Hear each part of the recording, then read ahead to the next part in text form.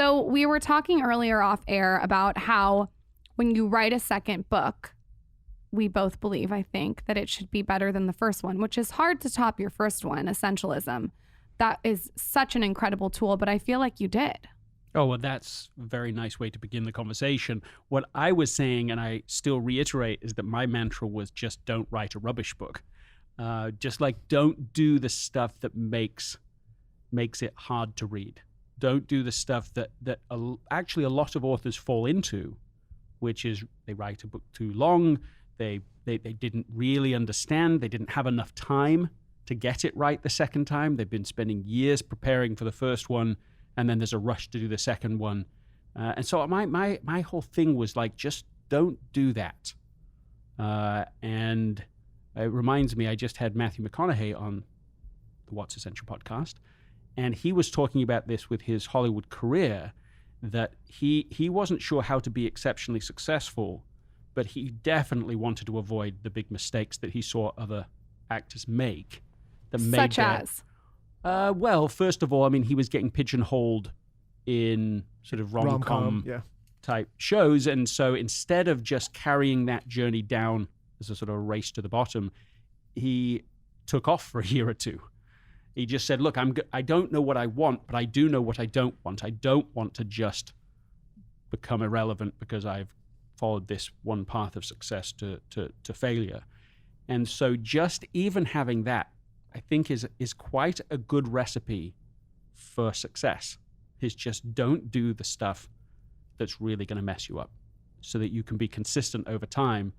This is it doesn't sound exciting. It doesn't sound like how to become very successful. Just be consistent and don't be rubbish.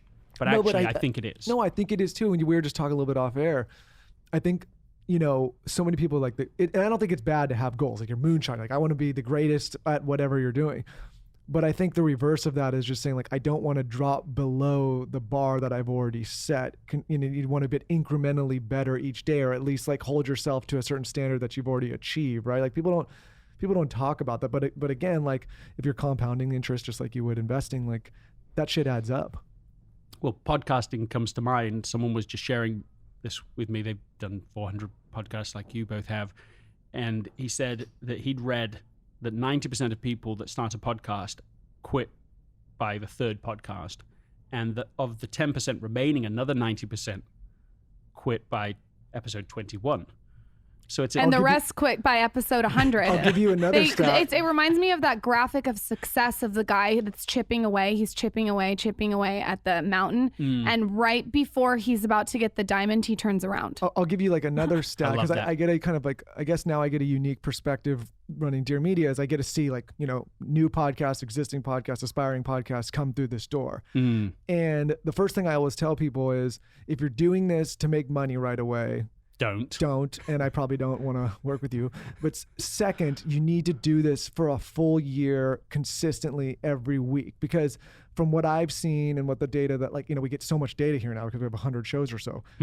And I get to see like what happens when people kind of quit at the year mark, or I'll get the message where I'll be like, hey, I'm actually going to switch to seasonal or take a hiatus. I'm like, nope, you're right at the tipping point and you're quitting right before because you haven't got that instant gratification. And if you think about it, as a writer or an entertainer, like a year to achieve greatness and make a living is really not that long. It's just we've gotten used to this thing where it's like, it needs to be right away. But a year, like if I told you, Greg, you're starting out as a writer and you only need to spend 1 year, and after a year, you might be I guarantee you your success horizon was much further than a year out, right? Yeah, that's absolutely true. I mean, as of now, it's a 20-year journey in writing. And I still feel like I still definitely feel like I'm learning. I definitely feel like I want to improve my trade, understand the process better. I mean, all of that's true. So it's definitely a long-term pursuit. But with podcasting too, I mean, the What's Essential podcast, at the year mark, that's when it became top 5 on self-improvement on iTunes. That's when it was in top number 6 or 7 on education. You start getting that exponential growth, right? Like people start to see it, but it takes that time. I think it does. I think you're trying to learn, and so if you put these two together, So even though I had the mantra, don't be rubbish, actually in the book, I have a principle which is have the courage to be rubbish. But these aren't contradictory. The whole idea is have the courage to be rubbish when you start. Just begin. Don't try to expect perfection and have all the results right now. Be willing to begin, have what I call zero drafts. Like in writing, you write a zero draft, it's so bad, no one will ever see it but you began. And then have a journey where you say, look, I'm in this for the long run. And if I can stay in the long run, you can get better and better, and you can build a reputation, and you can then, at some point, there's a tipping point. That's when all the media pays attention. So then they tell the wrong story because everybody else suddenly, overnight success. I remember interviewing I'm trying to catch his name again. He was the marketing genius behind the 7 Habits of Highly Effective People. And he said to me, this was 20 years ago, he said, we worked night and day for 3 years to make the 7 Habits an overnight success. No one paid attention for the 3 years. It gets to a tipping point and everyone says, oh, phenomenon, overnight, unbelievable. Yeah, that's what it takes. And you know what they were doing? It's interesting because it parallels with podcasting too, and, of course, directly with books. But he said that he had Stephen on every small magazine interview. All these tiny, previous to when it was the overnight success. Yes. During that 3 years. Okay. All through that 3 years. He was just every day being interviewed by tiny magazines that no one had ever heard of, but that small community had. And eventually it felt to people, I'm hearing about this everywhere. Everywhere I read in a magazine, I've seen an interview, I hear about it. It's become eventually a part of Americana. So there's a lot to be said. There's an enormous value in being able to go small, but be consistent if you want to have breakthrough success. I think the problem is that people see the big stuff and they think that's where they need to start. You see it all the time in companies that are marketing a new product, right? They got to be in every commercial and every interview and every this and that, and they spend all this money, but they haven't done the little things yet. They haven't reached those tiny communities that are going to be their champions, right? They just don't, because they just don't. That's not the stuff that's fancy, right? That's not the stuff that gets it, like what they think is attention, but that's really the stuff that helps build brand or marketing or book or whatever. Selfishly, in my career, I've blogged for 12 years, and I said yes to everything like what you're referring to. Every tiny little magazine feature, a 6th grade project of someone who wanted to interview me. I said yes, yes, yes, yes, yes. And then I got to a point, which is why your first book was so helpful for me, where it was like, I can't continue to say yes. I actually have to say no. For sure. And something shifted, and I started really, really practicing essentialism. Do you think when you're starting out your career, like say someone's starting out their career and they're listening, that they should practice essentialism, or do you think they should say yes to everything? Let's clarify. So essentialism can be applied at any level of success, okay, but you apply it differently. Would love to hear more about that. Well, so the first practice of essentialism is to explore. So you're trying things. You're trying many, many things. Then you have the courage to eliminate the things that aren't working, and then you build systems to make execution as easy as possible. So those are the 3 steps of essentialism: explore, eliminate, and execute. In the earliest in someone's career, I would advocate try lots of things. Go really broad, try and explore, but don't commit to everything for a long time. You try it, you test it, you put it aside looking for the things that really speak to you. And then all through your career, it's that same cycle. It's that ongoing cycle. So even, that at first, I'm willing to write anything just about in any publication. Go back 20 years. I'm just yes to anything, because you get some experience and you get going. And I'm not good at what I'm doing, but you get a foot in the door and you build up. As you continue in your success, you have to become more selective. Otherwise, you'll plateau simply because, in exactly the way that you were just describing, that you have so many things on your calendar, so many things on your plate, it consumes you, and your ability to even dream of what the next level is weakened, because you don't have time to even think, even dream, even imagine. And so it's the ongoing, disciplined pursuit of what's essential. And that cycle is the important missing part of the story. What's also essential too, and I'm sure you agree with this as a writer, is creative time and thinking time. I think sometimes we get on this roller coaster where for me, my team will text me like so many text messages in the morning and there's so many emails, and it's like it's so easy to get on that roller coaster. You almost have to say, no, you guys, this is blocked out. For me, it's my foot spa. I have a hole in the wall foot spa where I go and be creative, where you like block out the time on your calendar and say no. Yes, I think that the key is, I mean, this is interesting. So I was under contract to write Effortless and no particular urgency on deadline, but I was working on it pretty steadily, but not making very much progress with it until the pandemic. And every day that I worked on the book in the pandemic, I just laughed at myself. I was like, what was your plan, Greg? Like, where were you going to find this amount of uninterrupted space in the life that you had designed, in the travel that was particularly travel? And so it is an interesting challenge as you become more successful. The space to think is under attack. And so it's one of the things people don't fully anticipate with success. Everyone wants to be successful, but you don't realize that suddenly well, yes, it's a nice problem to have too many things coming at you. Maybe that sounds like it doesn't make it less of a problem just because it's a nice problem. No, it's been like, say you're somebody that's scaling a business. So in the beginning, when you're starting that business, you're putting a ton of thought into the strategy and execution of beginning that business, right? And then let's say you get to the stage where the business starts to scale and you have more people and you have more things, you have more inbound. What you don't realize is that your calendar gets inundated with all of these kind of like tasks or follow-ups or to-dos that you have to do to keep scaling the business. But you forget that what made the business get to that point is all the strategy and planning that took place in the beginning. And so like in my own life, I've had to actually step back and be like, okay, I actually need to restructure either the way the management team is set up or the production team, whatever, so that I can get back some of that time. Because I'm like, for me, I'm not doing a service to anyone if we're not actually strategizing and thinking and planning. You're just kind of doing. And that's great to a degree. But if there's not thought behind all that action, you end up getting off the rails, right? A friend of mine put it this way. They said, oh, Greg, I'm just too busy living to think about life. What? Yeah. And I thought it was just a great one-liner for the ages of like what not to do. And it's the same, of course, as an entrepreneur. It's like, I'm too busy running my business to think about my business. And so that balance, that dynamic equilibrium is so important, is that you create space. You actually have to create space in order to think. It doesn't happen anymore. And it's not just for an entrepreneur who becomes successful. It's almost universally true now because all of us, even if we don't feel it, are living in a time of such unbelievable success. So this is true for almost everybody listening to this, that they have more options, more things they could do than they could possibly have time for.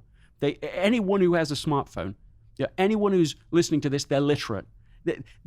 We live in an age, in a period of the earth that's so successful compared to any period before.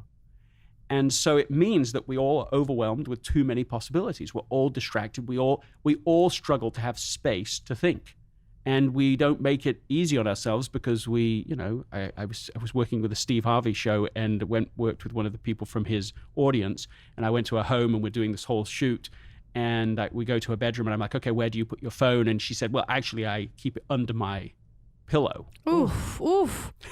Yikes. So she would wake up in the middle of the night if someone texted or emailed her, respond, No, you gotta turn that shit off. Right. Now, the thing is, and now both of you responded just exactly like everybody responds when I share that story, which is that it's not wrong, but it's like, I shouldn't say this. I was gonna say it's wrong, it's just like that stresses me the fuck out hearing that. But what it is too, no, I don't mean you two, but like I worry that some of us are a little self-righteous about it because where do we keep our phones? Like for a lot of people, they keep it, oh, no, I'm fully healthy. It's a full 10 inches from my head. That's true. At night. Yeah, let's get off our high horse. So all I'm saying is that for a lot of people, it's the last thing they do at night. It's the first thing they do in the morning. Any moment they used to be bored, when they had to think, they're at an airport, the plane's late, they get a moment to think. No one gets to think. No one thinks. They just are suddenly You know, they're on Instagram. I want to stay on this at 1 second though, because about being self-righteous, because some of the flack sometimes that we get when we're on this topic about like taking time to think and being essential and not responding to email, putting your phone, some of the response is like, hey, I have a job. I need to be available. And I get that. I empathize. What I want to clarify to people is there was a period of time, both in Laura and I's career, were same thing. I had to be available. I had to be on call. I had to answer. Like I remember in my first business, we used to get calls from like India, and I was the only person to answer because we worked with different time zones, and I was the only person that could answer the phone. And it would ring, my phone would be right next to my head on loud, and I would jump up and like smash against the wall because I'd be so delirious, and I'd be like, Jetbed, this is Michael, hello. And I would act like I was awake in this call. So like I get that period, but the point is like, if you're thoughtful and you do the things in the beginning and the start of your career, then you work towards having a little bit more autonomy, and then it's time to think. But in the beginning, and why I love your book, Essentialism, so much, people should go back and listen the first time. We didn't mention that you were here. This is the second time. Is that you can apply essentialism throughout your career. And I think highlighting that is important. And the idea is that you're constantly progressing and moving up the chain and doing what's essential so that you can continue to progress, right? It's not so that, like, for me, and tell me if I'm wrong, essentialism is not so that you can stay in the same place always, right? It's so that you continue to do what's essential so that you continue to move up the chain or progress or be more successful or whatever. Whatever level of success a person is at right now, they will tend to plateau at that level unless they become a little more selective. Yes. And you don't want to become too selective too fast either. So there's a dance and some self-awareness and some wisdom in this. And we're not saying like turn off your phone and don't respond to your boss. Right. So exactly. You could take this to an extreme that would be unhelpful. But what you want to do is keep on adjusting and saying, okay, do I have enough space to be able to think about what to do next? Do I have enough space to identify today what really matters most, what's essential? And if you don't, well, that's fine. But I'll tell you what's going to happen predictably is you're going to plateau. Yes, that's what I want to do that's exactly what I was hoping to hear, because what I think we try to get out is like, I empathize with every stage of every individual's career, but I want people to keep moving forward in their career. And to do that, to your point, you have to start being selective at some point, or else you just end up doing the same thing. And that's how, like, no offense to anybody listening, you end up in that dead end job for 30 years, hating what you do, not enjoying life because you're doing the same thing over and over and over again. I remember it was a compliment that was being paid, but it was a review of Essentialism online where somebody wrote, Essentialism really found it impactful. I wish I'd read this book 50 years ago. And I found that heartbreaking in a way to hear that. Because you don't get the 50 years back. But I think that, similarly, I want to introduce the ideas that I'm writing about at the youngest possible age. I mean, with my own children, I've been introducing it very, very young. And it means that they have had, when I travel, 80% of the time I travel, I'll bring one of my children with me so they get to hear these ideas again and again and participate in them. And it's allowed them, I think, to feel empowered. I was trying to persuade my daughter to read a book one day, and she reads endlessly, so it's not like she does not interested in that. But she was pushing back, and then I went back to my office, and she slipped a note under my door. And the note that she had written, she said, I've already expressed my unwillingness to read this book, but I would like to make a counteroffer. I can't read it all in one day today, but perhaps I could read it over a period of time. If it would be okay to read it over a period of time or instead of another piece of work, I'm sure that can be made possible. How old is she, and does she need a job? Yeah, she was 14 at the time she wrote that. And I loved it. I mean, I rejoice in that moment because that's an essentialist. Is someone who recognizes that every choice is a trade-off. Every time you say yes, you're saying no to something. And I was like this sort of, let's say, typical manager in this moment. I've got the shiny new object. Hey, here's this book. This will be good for you. I'm not wrong, but I'm not aware of what she's already doing and what the trade-off is. And so, what I would say to people is really sort of there's three levels. One, take responsibility, just like Eve did in this story, for prioritizing your own day.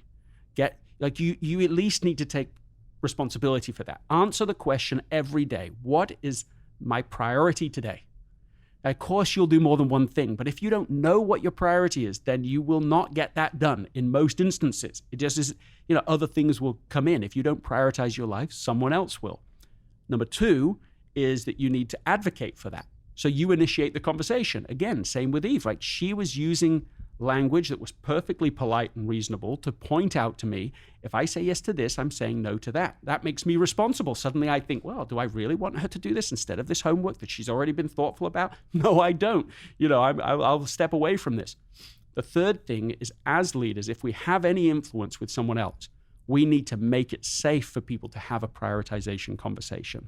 So we can say to someone, for example, I didn't with Eve, but it would have been better if I had. By me asking you to do this, what are you saying no to? So that you can actually have a dialogue about it. One of the strangest things, I'm 10 years on from when I first was teaching about essentialism, professionally. It's occurred to me the most obvious thing in the whole world, which is that nobody inside of corporations are having prioritization conversations. It's like actually so obvious, it's breathtakingly bad that's taken me this long to really understand this. He should talk to your team at Dear Media.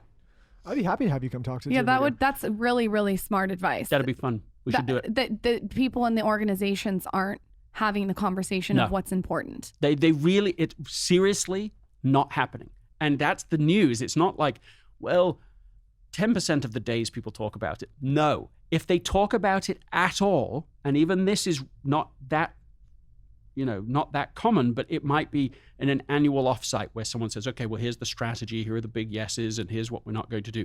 Maybe they do it quarterly. If they're really, really on it about it, maybe that's happening. But the day-to-day where the real prioritization takes place, because it's the day-to-day trade-offs where your actual strategy is being formulated, not your stated strategy, it doesn't happen at all.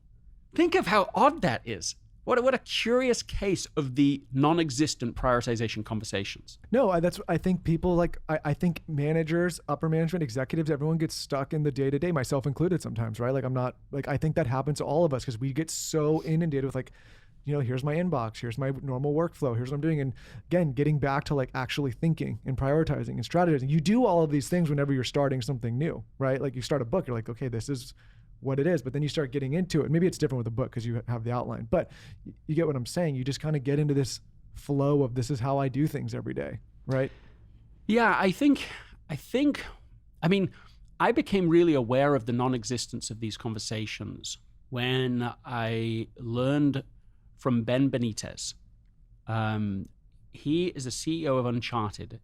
He read Essentialism actually years ago, but then separately, it took him a few years to do it, but he brought the book into his executive team and he had everyone read it. And he told me, one of the things that I thought was interesting is he said when they'd come together, they did 4 meetings, like a book club as an executive team. They'd read a quarter of the book, there's 4 parts in the book, read a quarter, come back and talk about it.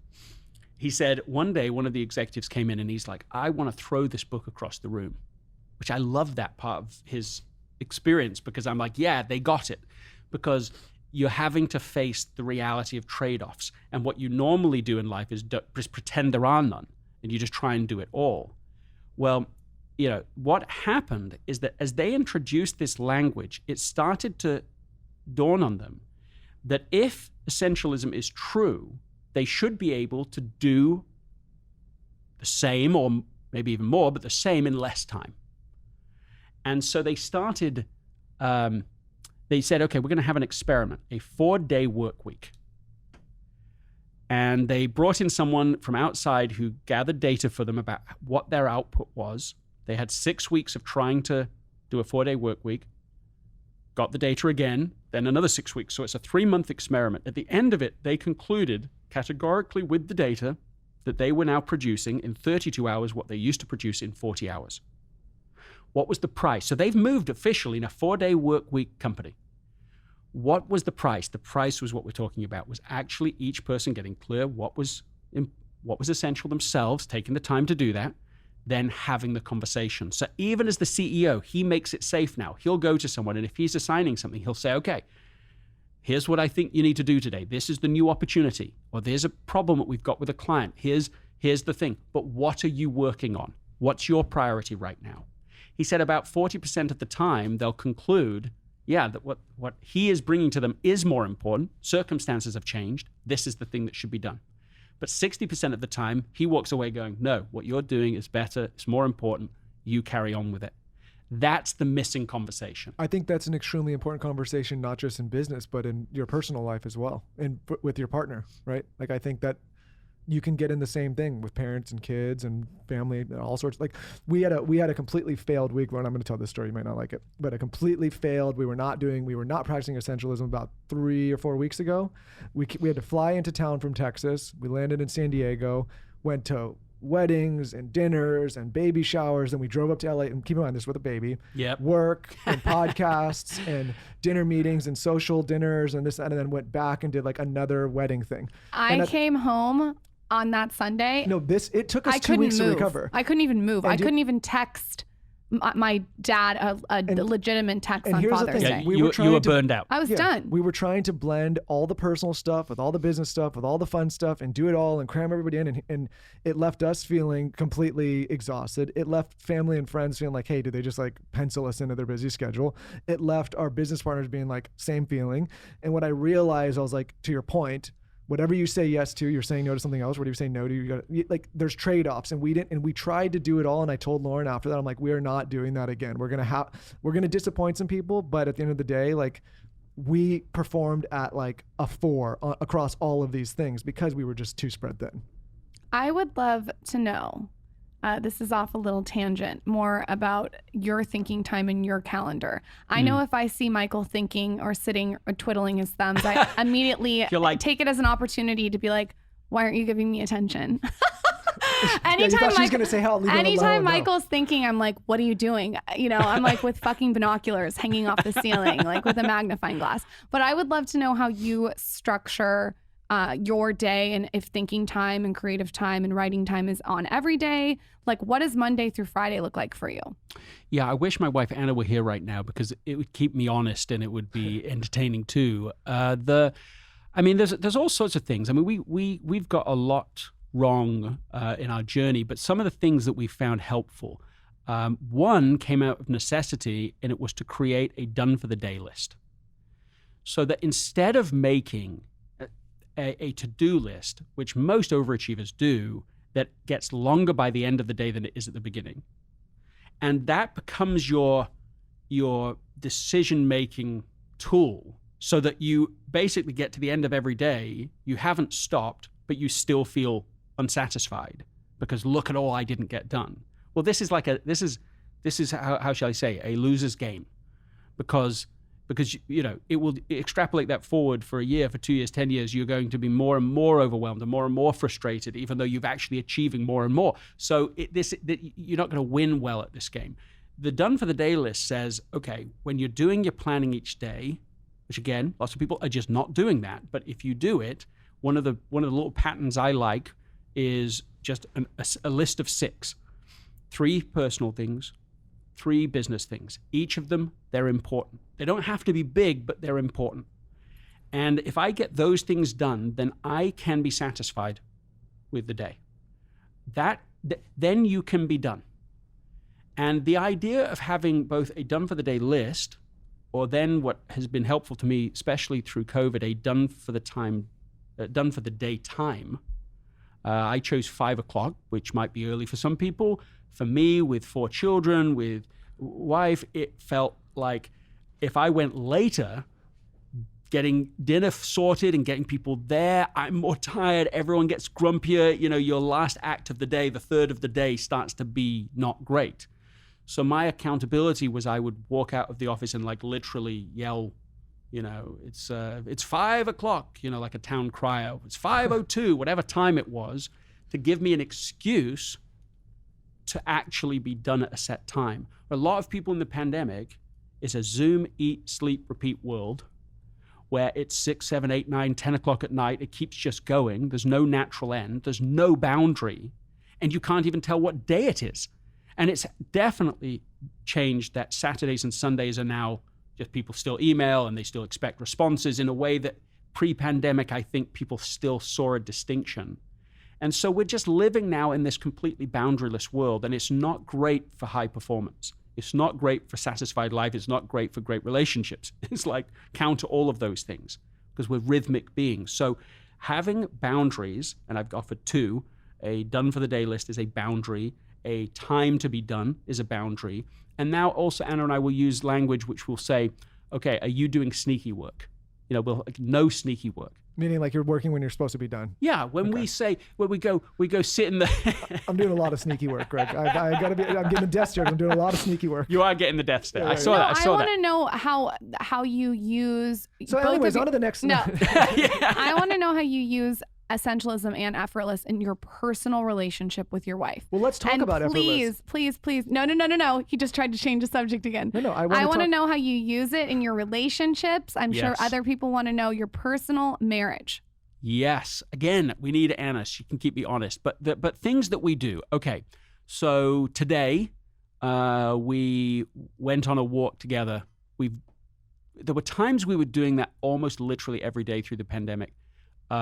This week we've done quite a lot. I think almost every day we've only done about a half-hour walk together, but that is really valuable time. It was a little tricky at first. We weren't sure what to talk about exactly. We had loads to talk about, but some days didn't go super well, right? I mean, marriage is always a highly vulnerable emotional experience because any small thing can set off unresolved issues from the past. Again, it's a bit of a landmine type of experience, but we stayed with it, and it helped us to get more in sync through, just literally walking together. You're actually in sync physically. Have you seen that movie 1917? Where they're running through like in World War I the field. That's how I feel in the conversation with Lauren. I'm like, no, because we go on a walk every single day. We'll go on a walk just like you guys. And a lot of landmines. This motherfucker will bring up work. And I'm like, can we just enjoy the birds and the trees and the smooth jazz that I've put on my Spotify playlist? No, okay, let's be self-aware here. We both do this at different times, and I think that's the difficulty in a relationship, is especially when you're in a marriage, because in a marriage you're talking about everything. You're talking about work, you're talking about the kids, you're talking about personal stuff, you're talking about intimacy, you're talking about everything. Everything. And the question is like, with boundaries again. When are we all aligned that we're talking about this subject and when? Like, because sometimes Lauren will talk about business and I'll be like, I don't want to talk business, or sometimes I will, or sometimes we talk about the kid, I don't want to talk about the kid. Like it's this back and forth. We're going to Vegas tomorrow, and if you bring up business, I'm just warning you in front of everyone on the mic. If you bring up business, I'm gonna lay in the street. We're doing a little mom-dad getaway from the kid. You're gonna lay in the street. I'm gonna lay in the street. That's gonna be my top essential thing to do if he brings up business. Would you literally lay in the street? I will do anything for shock value for him. Lauren, that sounds like it would be harder for you, right?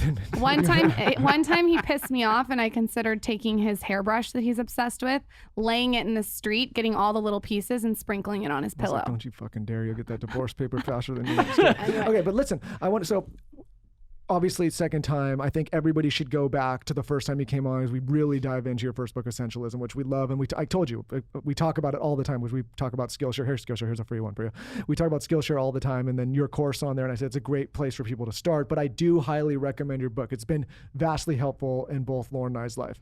The second one, Effortless. I feel like I need to figure this one out.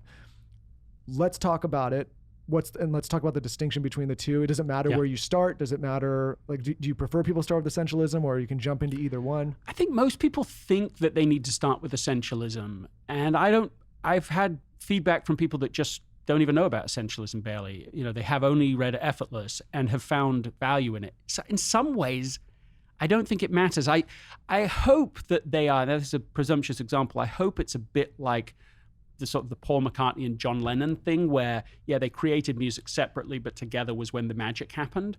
So that's when the Beatles did their great stuff. I think Essentialism and Effortless have a kind of synergistic relationship, and so I think start wherever you want with it. In both instances, what the overlap is that I'm an advocate for not just trying to do more and push harder and put in more effort to achieve something. It's in both books, I'm advocating that you take that effort that you have, that limited, valuable asset of effort, and make sure you get a good return on your effort, a good ROE. And how you use your effort really matters. And it sounds like such an obvious thing to do you have to really point out to overachievers that they have to be careful how they use their effort? Yes, that's what I found. Because a lot of insecure overachievers try to solve every problem by putting in more effort. Now, it's a perfectly sensible strategy, especially if you're not putting in any effort to put in more effort. With my children, I am teaching them the value of effort. Take initiative, do something. You can make incredible things happen by putting in effort. Fine. The book isn't to people who aren't putting in effort. The book is written to people who are highly engaged, putting in effort, but they're running out of space. So that group of people, they want 10x results. The people listening to this, they want 10x results. You, me, we all here want 10x results or more. Can anyone listening to this, can anyone sitting here in this studio work 10 times harder? That's why you have a book called Effortless. That's the justification for it, is that you don't want to just push harder, because actually all you'll do, you won't get better results past a certain point, you'll get worse results. You want to instead say, let's not work harder to get better results, let's find a more effortless way to achieve better results. Yeah, I work, with a lot of different people, and I always, I say it in not nearly as eloquent a professional way as you, but I always say working hard's for the bees, right? Like bees work hard, right? Everyone can work hard like that. I think that's the first barrier to entry. It's like, that's the given. Like, you're going to work hard, right? You have to put out, to your point, the effort to get the results you want. And if you're somebody who's like, hey, I don't want to put the effort, then I think we can all say you're not going to get results, right? You have to do that. But this whole concept of like working smarter, not harder, is a real thing, right? Like, you have to make sure that effort is getting you the results you want, because just working hard on something doesn't necessarily guarantee or mean that you're going to find the success you're looking for, right? And it's like, I think we can all think of people in our life that just bust their fucking ass every day, and they're just like, go, go, go, but they never quite make it to that point they're trying to get to. And it's probably because they're not strategizing, they're not thinking, they're not taking that effort and saying, is it extrapolating the rewards that I'm actually looking for? And I think we've been, especially with the hustle culture, we've all been, it's like hustle, hustle, hustle. And there's a lot of these characters that are running around saying hustle, hustle, hustle. They need to caveat that with, hey, you got to do the smart thing too, right? What do you think out of your book are 3 little tiny tips that you can leave our audience with that maybe will want them to read more? I think if there were 3 things, I would say number 1 is to declutter your mind. Our minds are just full of all sorts of unhelpful stuff. I'll give a specific example of something to declutter. And that is a belief, an assumption. And this is the assumption, and a lot of overachievers hold it without knowing they hold it. And it's what they believe is that easy equals lazy. And it doesn't. Like, you can just look up in a dictionary. Lazy is not willing to put in the effort. Easy is that something doesn't require great effort to achieve it. And so as soon as you break that idea apart, as soon as you invert it and say, well, no, easy does not equal lazy. Easy's just better and smarter. You can open up a tremendous set of possibilities for entrepreneurs or for people just trying to get better results. You start to go, well, it doesn't have to be, not everything has to be so hard all the time. I can look for an easier path. And in fact, that is a concrete question people can ask, is just, how can this thing be effortless? Just that. It sounds so simple. It maybe sounds too simple, too easy. But that is a game-changing question. I was coaching somebody who's the kind of person who's up till 4 a.m. in the morning photoshopping for the youth activity the next day at church. Like, no one's expecting that of her but herself. She is putting this pressure on because she wants better results, and she assumes that's the way to achieve it. I said to her, look, next time you take on a project, ask the question, how can this be effortless? Well, she works at a university. The professor calls her up just the next day. Hey, I need you to video my class. Now, that's all he asked for, and she just jumped into this overachiever, overcomplicating, over-engineering mindset. So she's thinking, well, we're going to have multiple camera angles. Then we'll edit them all together. I'll get a whole videography team involved. We'll have intros, outros, music, graphics, slides. I'm going to wow him. Now, he didn't ask for any of that, but she's adding all of this stuff, going a second, third mile when he didn't. Well, she's been coached now, so she remembers, okay, how can I make this effortless? So she asks a few questions, and it turns out that this is really for one student who's going to miss the class, a few of the classes, for an athletic commitment. Oh, this guy was about to get like a whole cinema production. Get a cinema production. The solution they came up with on the phone was that another student in class would just record it on their iPhone and send it to the student that's missing it whenever he misses. That's it. That's the solution. The professor hadn't thought about that. He was overcomplicating it too. He's delighted with that solution. Oh yeah, that's obvious. Let's do that. She hangs up. It's been a 10-minute phone call. She saved 4 months of her own time and an entire team's worth of effort. That's the power of inverting. So that's one practical thing people can do. Literally, of the next task you are going to take on, ask, how can it be effortless? And watch it happen. You can start with small things. I was looking around my office the other day, and I'm like, there's a printer on the floor. It's been there 2 weeks, right? Like, we got a new printer. This printer still works. What do I do with it? So every time I look at it, I go, well, do I give it away? Do I sell it? Do I throw it away? If I throw it away, do I have to find a recycle center? And that's enough cognitive work that I'm like, forget it. I'll move on to something else. That's how it's there 2 weeks. Well, that could stay 2 months, 2 years, right? Like, I haven't solved it. And then I say, okay, how can it be effortless? I look up and there's like some workers down the road, and I'm like, oh, maybe they want it.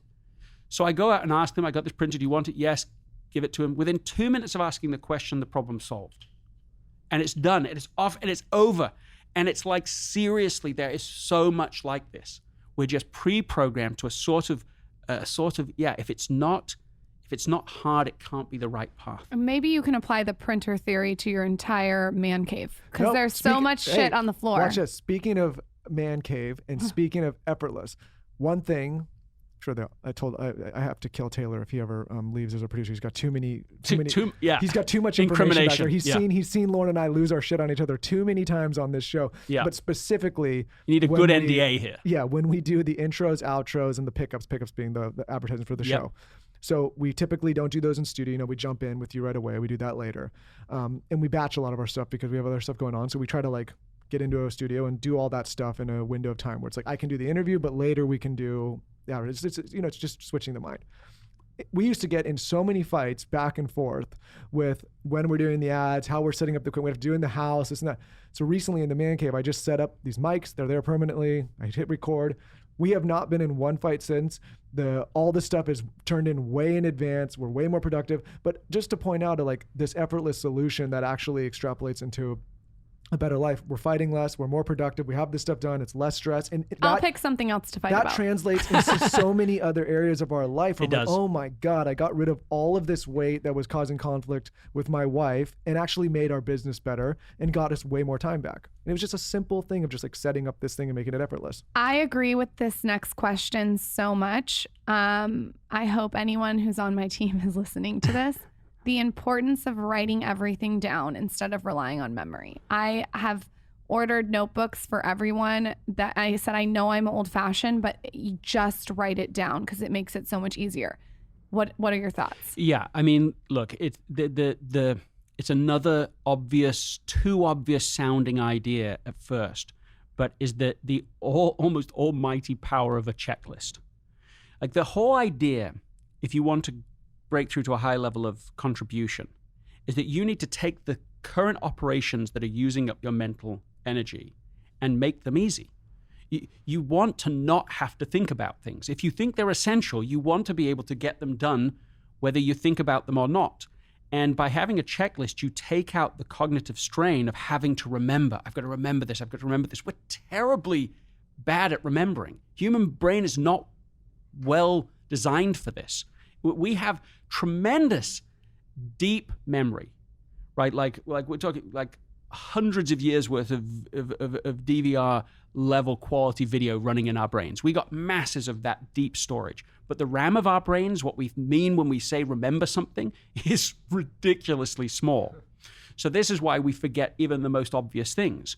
And so the answer, as you become more successful, life is becoming more complex. You're having more responsibilities. More is going on. If you have one child, that's more than no children, right? As you both know. If you have 4 children, you've got more responsibilities. So what you want to do is create systems that make it easier to be able to do it. So the checklist, I mean, we just did it this morning with our children. We have 2 children at home right now. 2 are on these service missions, like for 2 weeks building schools and cool stuff.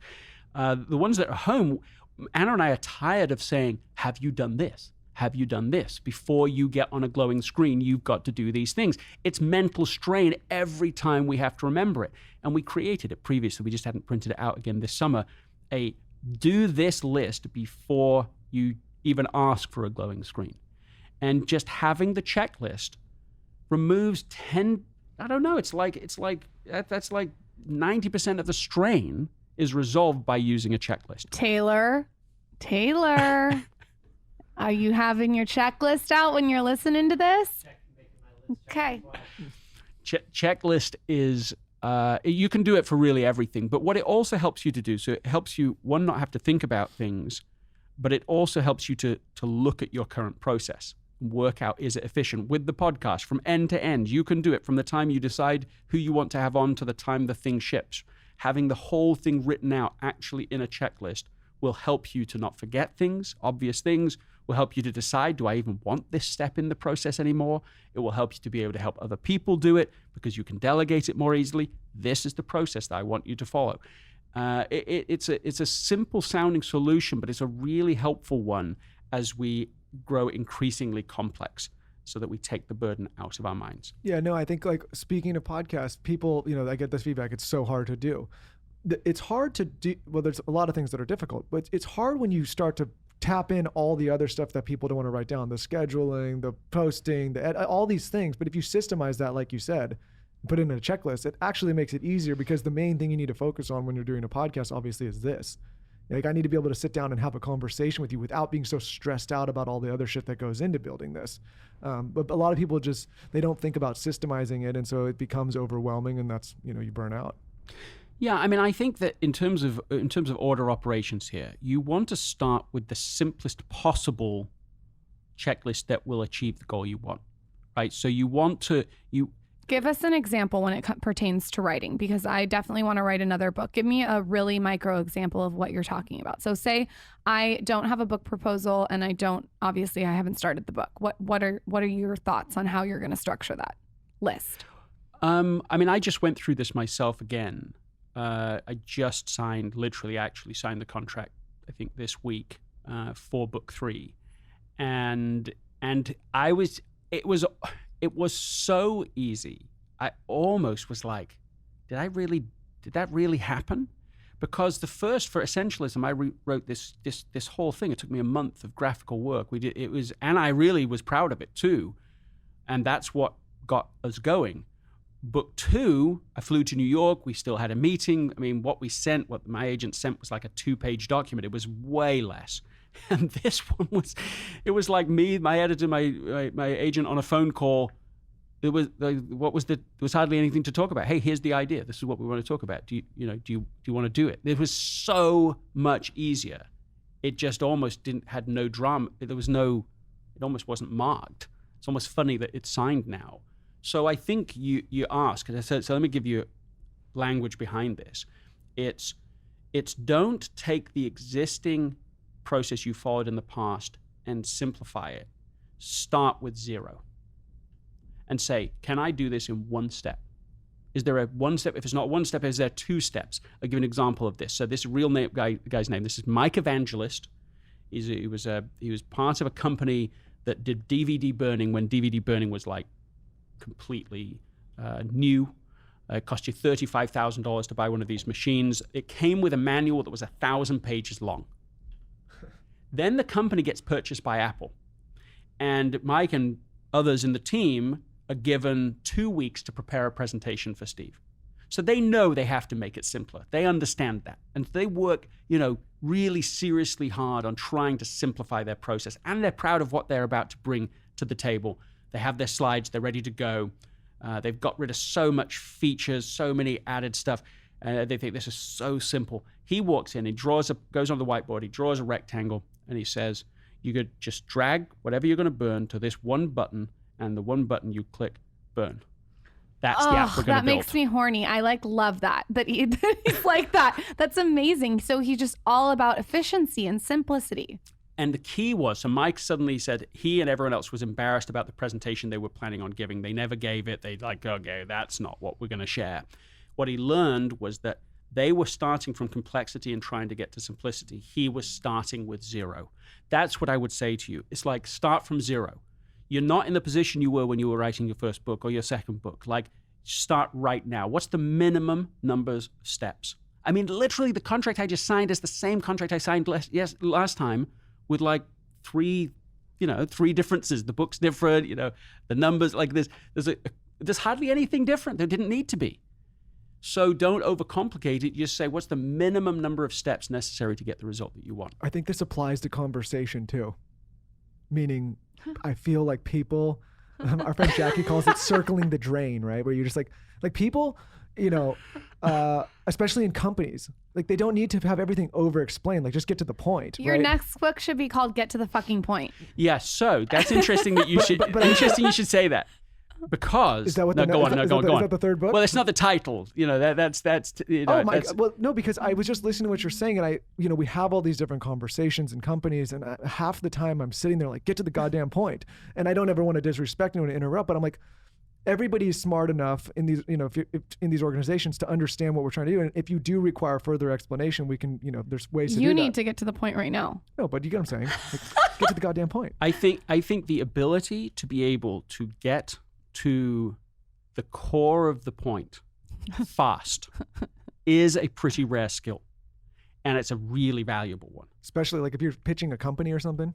It just is. I mean, really, in anything you're doing, to be able to, I'm struggling with the language to express all of this, but that's what the writing process is for. But like accelerated understanding, where you can work together to quickly get to what really is going on, to what really matters. So you don't waste time, not just in the conversational process, which is what I think you were bringing up, but even more important, the wasted cycles people spend when they work on the wrong stuff. I mean, that's incredibly expensive. If everyone's just busily working on all the wrong things when this is the real issue, and everyone's talking about these other issues over here. So figuring out how to be able to understand each other fast so that you can get to the real issue quickly is, I think, a skill that's particularly relevant right now. Let's also do that with emails and text messages too, because a 20-page text message and 20-page email, if you're not getting to the point to an email for me, no one will read it. Glaze over. No, nobody reads these long emails that get sent. No one reads it. No one reads it. Yeah, and just literally 2 sentences will do. I tell people this all the time. I give it as coaching to leaders. I have somebody that sends very long emails, and I literally am like, it's not just sent to me, it's sent to lots of people. I'm like, no one is going to read this. Seriously. No one's going to read it. It's too gnarly. I think that's a great tip. Yeah. It sounds like anyone who is writing those long emails needs to also read both your books, because that'll help. And I think he needs to talk to Dear Media. Well, we could let's talk about that after for sure. Well, listen, Greg, I mean, we love your work. Huge fans over here. I think that this audience, us personally, like everybody listening, can get a huge benefit from reading both. I'm excited to dive into Effortless. I think it's an area that we can all work on. I regularly go back to Essentialism. Maybe we can do a little book giveaway. I just want to pimp out your books right now. I think that your books, to me, represent selling time. It gives me my time back. So it's more than just buying a book. If you want more time in your life, purchase these books. Peace of mind, learning to get to the point. Can't wait to read your next book. And honestly, results, right? Like results. That's the thing. Like, I think there's a reason the reason you have an audience that you have and work with the people you do is because like these are results oriented people. Like, they want the results. They don't want to waste time. They want to get right to the root of it. And I think that's what your books do. They help frame it out. Where can everyone find you? Pimp yourself out. I would recommend people just go to essentialism.com. It's a new initiative that we've just barely launching out. People can go and take a 21-day Essentialism challenge, a small micro, sort of masterclass quality videos, but just these tiny daily things that you can do to make it easier to do the things that matter most. That's what I'd recommend. And both your books can be found on everywhere. I love it. Thank you so much for coming on. Your Instagram handle is @GregoryMcKeown, and you guys check out his books, Essentialism and Effortless. And if you haven't listened to the first podcast with Greg, definitely go back and listen to that. Thank you for coming on. It's been a pleasure. Thank you so much.